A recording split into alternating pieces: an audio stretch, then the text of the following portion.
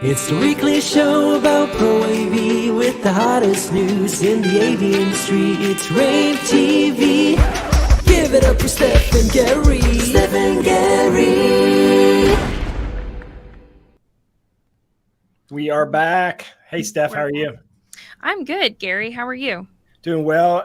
In case you don't know by now, we're almost 2 years into this, but this is our live weekly TV show. Comes on every day at noon Eastern U.S. time. Every Wednesday.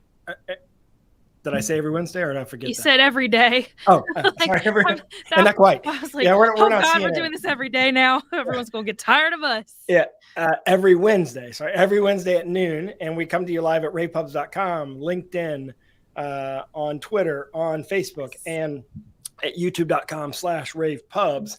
Yes. And we got a heck of an audience. We keep building a bigger and bigger audience. I know. That's so exciting. I know. We're excited to announce that at ISE, we will be coming to you live every single day.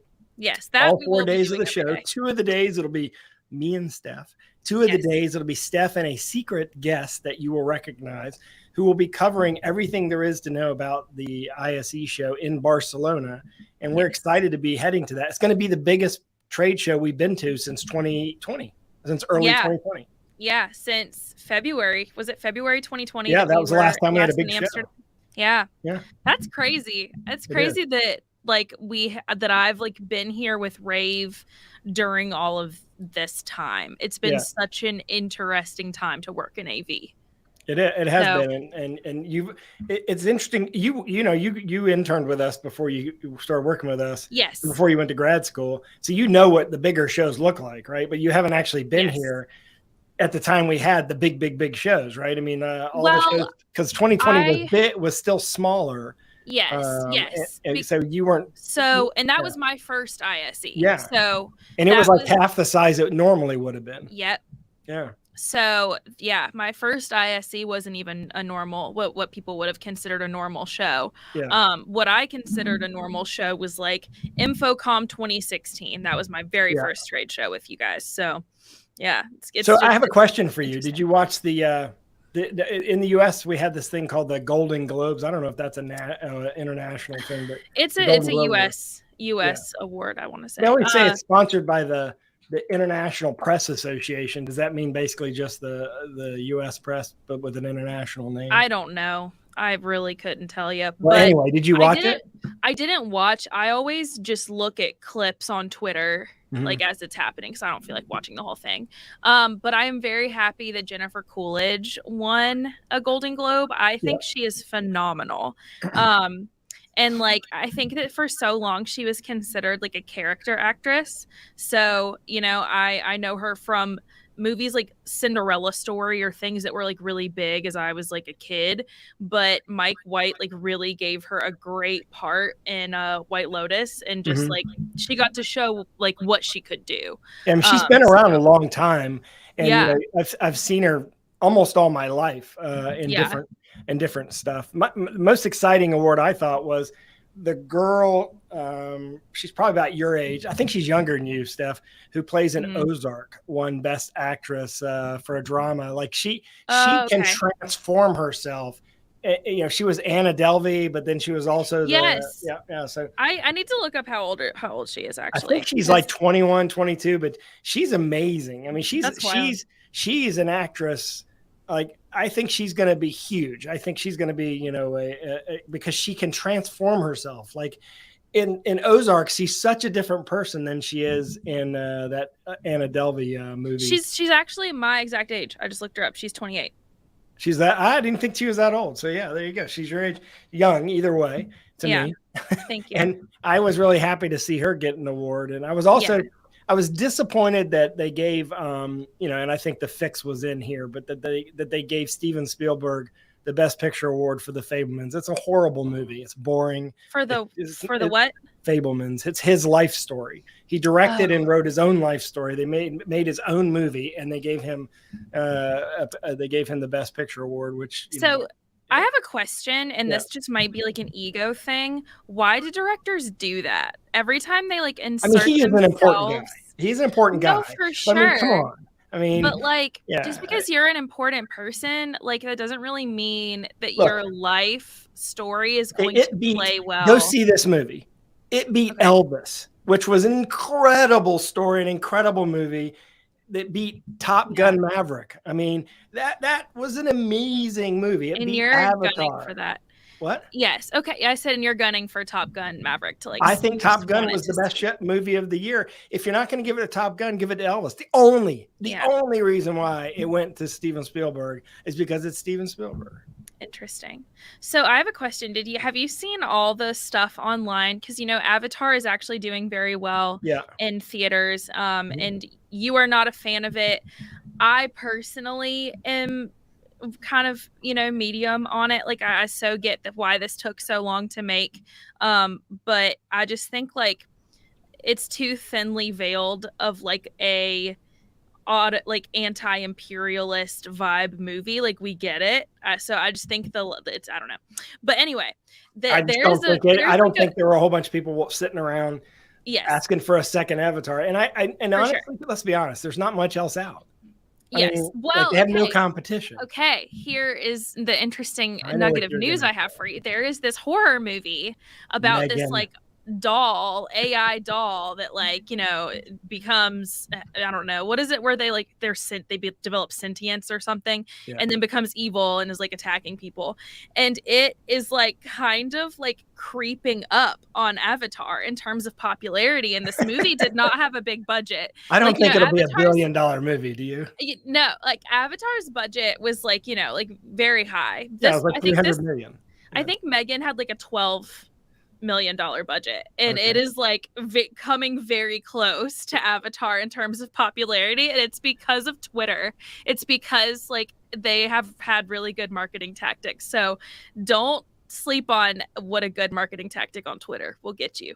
That's is true. What I'm That's saying. Very true. Very true. Like James Cameron is probably, if this like beats like James Cameron's movie, I know he's gonna like cry in his sleep.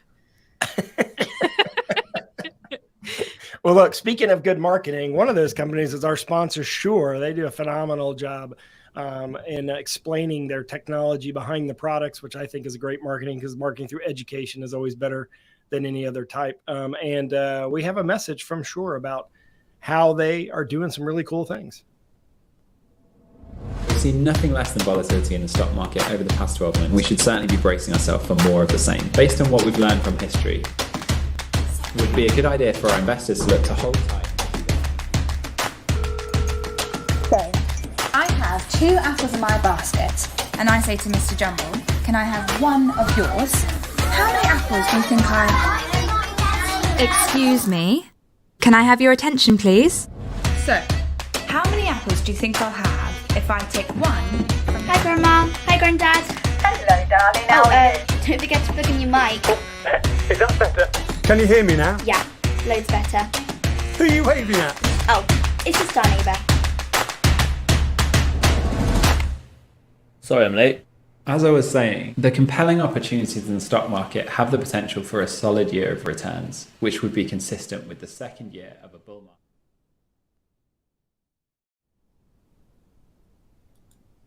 So we have a guest on today, but before we get to that guest, I'm excited that I've been going to CEDIA for 20 years, and the best demo I've ever seen was at this past year's CEDIA, and they have chosen to take the entire theater. I think did I drag you over there, or did I drag Kirsten over there? You dragged Kirsten and Morgan, I want to say, over there, but you came back and told me to go. Yeah, did you go? I did. Okay, good. So they took the whole theater and they're putting it all in ISE. So you definitely want to head over. If you're going to ISE, you want to check out this demo. It's a plethora of companies working together to build a theater, and it's a fully. I mean, it's not. It is. It's not your typical home theater. It is a home theater, but it's a $800,000, to almost $1 million home theater. This is for the people with like money to spend, and they just want their home theater to feel as close to a professional Dolby theater. Listen, it sounds better than most theaters that you and I would go to, Steph, because most of those theaters were installed 5-10 years ago. They haven't touched the audio. They haven't improved it. This has the latest version of audio, Atmos audio. It's basically headlined by Trinov, who makes some incredible speakers, and Cord, Mad VR, Screen Research, SurgeX, Zapit are all the products that are used inside of this, along with Kaleidoscape's media server. So that demo is going to be worth standing in line for. Do you think that they will play different clips of movies during this demo than they did at CEDIA is my question. I would think so. I mean, they'll probably play that Maverick Top Gun clip just because it's so good. Because that's like, it was when he was trying to beat the thing. What is it? The number? Is get him against the clock, basically. Yes, and he's like flying. It's really fast, and like as the plane is like gaining acceleration, like the sound, you just like, I felt like I was also in the plane, and I was getting very anxious. Yeah, exactly. So yeah, and if in case you don't know, we have a registration code. If you still haven't registered for ISE, you can get in for free thanks to rAVe. So just head on over to iseurope.org or scan the QR code on our screen, and you can register using our code rAVE Europe, absolutely free. And one of the brands that we're going to want to make sure you go over and check out is Netgear. And I'm going to have a gentleman from Netgear come on and join us in just a moment. But in the meantime, one of our sponsors is Legrand, and Legrand has that new forum system, Steph. I know you love that. Yes. So this is with one of their brands, Middle Atlantic. The forum system is basically designed for the new hybrid workplace. Yes, there's that word again. It's not going away, people. You're just going to have to get over it because this is just like life now. So basically, this is all about collaborating with Legrand customers and its sister brands to develop a solution that is designed for hybrid conferencing applications. It's going to support the future of collaboration. Go check it out. Scan that QR code you see down in the corner there, and that will give you the link. You can book a meeting via that link. You could just read a little more up on what this furniture can do for your office space. And yeah, definitely recommend going to check it out. That is, I think that integrators should be selling more furniture, integrating more furniture.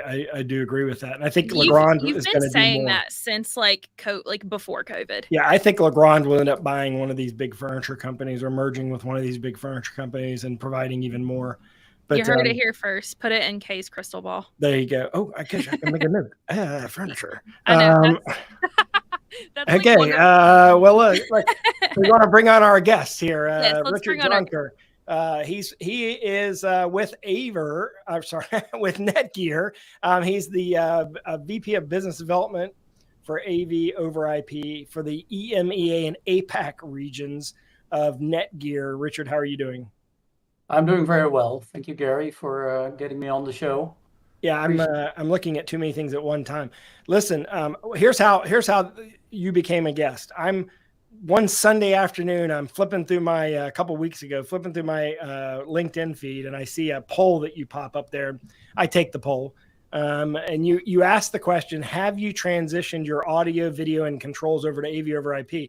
And I took the poll. And then I quickly sent you a message saying, hey, when you get the results of the poll, reach out to me because I'd love to talk to you about them. So tell me about obviously, maybe it's not obvious to everyone, why do you care about this being with Netgear? First of all, I do this for a living, so I do care. Second of all, it's probably the biggest transition in the entire AV industry, and it's been long in the making, where everything moves to IP, right? We already had our CD players move to MP3 and then to streaming music. We had anything really in our home get connected to IP. But in the AV industry, let's say for residential AV, commercial AV, it took a little bit longer, I think for two reasons, right? There wasn't really a need, and then there wasn't really a financial advantage. And I think those two problems have been solved. There is a need driven by 4K, driven by hybrid working, by video conferencing on the commercial side. And the prices have come down. Now, Netgear is in the switch business and Wi-Fi business since 1996, right? This is our 27th year in IP business, but in audio video, and Laurent Mazia, who's been on your show a few times, has talked about that. We entered this space by stumbling upon it 7 years ago when we co-founded the SDVUE Alliance together with AptoVision, which is now Semtech. Mm-hmm. If few manufacturers like Sony, Christie Digital, or a few, where the need was to create somewhat of a standard for AV over IP. And we found that 10 gig over-the-counter Ethernet switches could do that. And then Aptovision created an encoder and decoder chip, which is history now. And now they have more than 60 companies doing that. So you could say that's a good analogy for the proliferation of AV over IP, but was a bit on the high end, while the mass market started moving more slowly. I think a couple of companies took the leads, the usual ones, Extron, Crestron, Harman, SVSI, AMX. But then it really got sped up by the COVID pandemic when we needed to give people, I love that term, equity of experience. That is coined by JJ Kim from Zoom.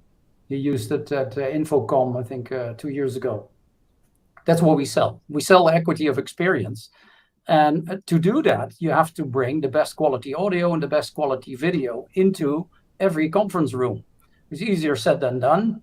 This is where AV over IP really helps out, right? It's a solution to a problem that every company has that doesn't have all people in one meeting room. So, let's take a look at the results of your poll. You asked everyone who is a follower of yours, are you have you transitioned yet? And 15% said not at all. 39% said yes. 46% said partly.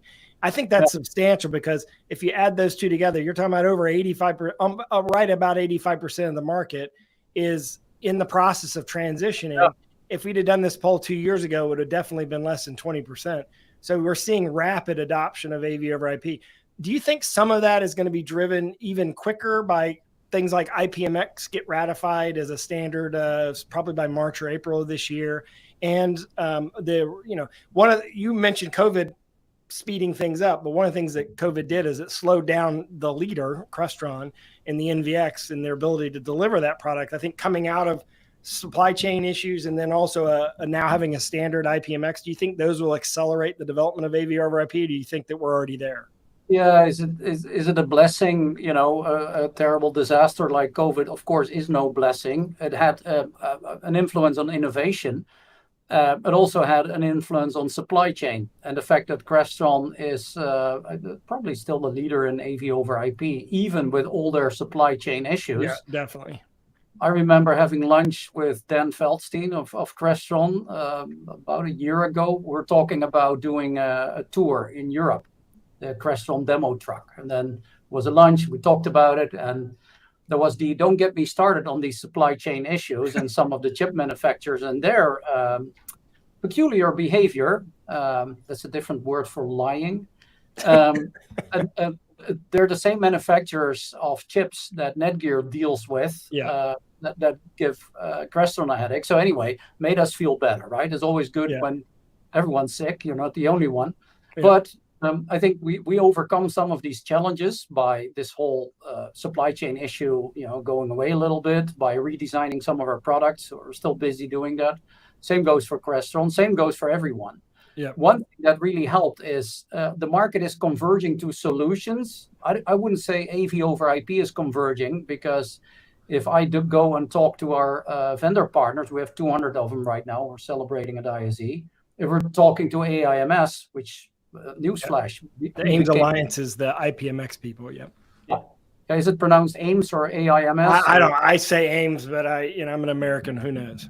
So I'm going to call it AIMS IPMX Matrox. That's yeah. So we have a good relation with these people. We really see that what they're doing is trying to get to a standard, but depending on the application, you may need something else. So it will not be the defining umbrella standard magically tomorrow, but I think it will serve a purpose. Now, is that going to draw the 15% of the laggards in? And we do talk to everyone in the three categories, right? So 38% of people that transition to AV over IP, well, they're our customers, right? We talk to them every day. Right. Some of them are in commercial AV, less so in residential AV, but that's quickly catching up because anything in a home is IP based. Broadcast, slow, right? Because broadcast invested millions and millions in SDI and other old standards, and they'll come and smell the pricing of AV over IP, and they'll get there. So I think the broadcast is massively in the 15% category, and then the people that say, well, I can do this cheaper with a 2x2 HDMI switcher. And then I tell them that we sell AV over IP capable switches that can do multicast and all of that for $400. And they're like, oh, yeah, but the encoders, decoders. Well, have you seen the price of H.265 encoders? It's less than $200. Yeah. So this is going to be resolved quickly. And I think the other thing that will really help the adoption of AV over IP is that you can send any screen anywhere. And you can't just do that with a static switcher or HD-based D. You need to program all of that. While here it's software. And that's really the secret behind AV over IP transition, is that this is all software defined. Exactly. So you can, technically you can replace a matrix switcher, but you can also do, really cool digital canvassing where you can put lots of content on the screen at the same time. And one day be able to pull up all this content just on a browser anywhere in the world, wherever you are. That's the sort of eventuality of all this. And obviously Netgear is a critical manufacturer because you're the only switch company that has a dedicated team. The Netgear AV team is dedicated to helping the Pro AV market, including, in case you did not know, and you should check them out at netgear.com, including they will design your systems for you and teach you how to use AV over IP absolutely free. Of course, they're going to put Netgear product in there, but there's no problem with that. And so you can check them out at netgear.com. Is it netgear.com/AV? Is that right? Yeah, netgear.com/ProAV. ProAV. Okay. There's an email address. We found simplifying this to the extreme. So there's no ticketing system. There's people you can talk to. That's really innovative. ProAVdesign@netgear.com. You email us, you schedule a Zoom or Teams or whatever you like. And you talk to real people that understand your problem because they've dealt with this problem already 10,000 times. Yeah. So more than half, as you say, is education, right? We help people understand how to do this. And then, it's appreciated if you buy our stuff, which makes it easier. I think, with ISE coming up, there's going to be a lot of talk about how to make AV over IP easier. We're holding classes every half an hour on our booth. So we kind of change that. Because this may come as a surprise to you, but not everyone likes to look at an Ethernet switch for an hour. It's amazing. I'm not like that, but some people get distracted. So we replace that. There's still Ethernet switches, don't worry. But you can see the products in action. So you can ask, how do I do NDI, Crestron NVX, and Dante on the same switch without going nuts? Well, we'll show you in a few steps, right? So that has been a success factor. Good. Well, I appreciate you joining me, Richard. Thanks for doing this poll, and thanks for sharing the results with our followers and our viewers today. We will see you at ISE in a few weeks. In the meantime, Steph, we have obviously a message from our sponsor, Aver, who's currently participating in the Pensacola Bay Center All Pro AV Integration Expo. Is that right? Did I get that right? All Pro Integration Expo. Yes. So if you're in Florida, they're there this week. And go check them out. They're booth 72. They have all of their professional grade cameras, and they have asked us to relay to you all to go check them out if you're in the area. Yep, exactly. So, switching gears a little bit here, we have some sad news for those of you who have not heard. Brian Deschaux, who was a pioneer in the digital signage market, passed away right before Christmas. I found out, weirdly through an email that was sent to me over the weekend. And it's unfortunate. I mean, he was one of the founders of BroadSign, for those of you who know the digital out-of-home company BroadSign. And he was also, he also was one of the first people to kind of push the digital signage market into programmatic advertising. So he leaves an incredible legacy because that market is emerging very rapidly, and we're going to miss him. And I know that he had a lot of friends in the industry, and he brought a lot of people into the industry. So that's an unfortunate thing. In the small piece of news that we wrote up about him, we've linked his obituary. So if you want more information about the service or anything, or how to send flowers, that link is there, so you can go and find out more about that. Gary, I wanted to also talk to you about the blog that you wrote earlier this week about being more creative if you work in live events. So why do you think that is? So, what's happening is I see, anyone under the age of 40 is bored when they're not actively involved. So, for example, let's put it this way. You go to a lot of concerts. Kelsey goes to a lot of concerts. Kelsey goes to the most concerts of anyone in this office, for sure. And let's be honest, the music at these concerts sucks. It sounds terrible. The singer's terrible. They're off key. You don't go for that. You go there for the experience. And part of the experience is feeling like you're part of the concert. I went to the Coldplay concert a couple of years ago, and the first thing they did when they get there is they give you a necklace and bracelet that's got LEDs in it. And you're like, what are we going to use this for? And all of a sudden, you're part of the concert. So when you look at the visuals, the lights are changing with the music, and it's all coordinated. You're integrated into the event, right? Yes. So this is all part of immersion, right? Immersing people into events. And I think our industry, what we tend to do is we talk to an event planner and they say, we need an IMAG here, and we need some backup here. And we go, perfect, we'll do that. Whereas I believe that we should be doing like what Moment Factory's done. And I use them as an example, as a company I'd love to go to work for. And what you're seeing at organizations like Epic Games Unreal Fest, which is their